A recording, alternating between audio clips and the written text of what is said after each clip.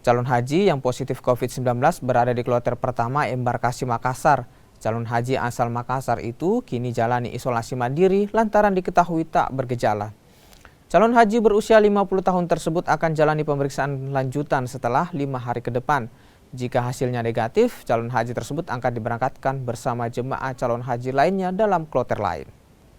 Di kloter pertama kami dapat satu kemarin positif COVID-19, tapi karena ini kondisinya masih dalam tanpa gejala dan ring atau masuk golongan ringan juga.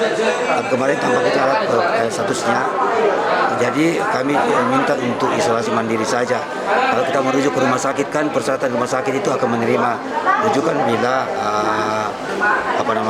pasien COVID ini yang positif ini dia gejalanya sedang atau berat.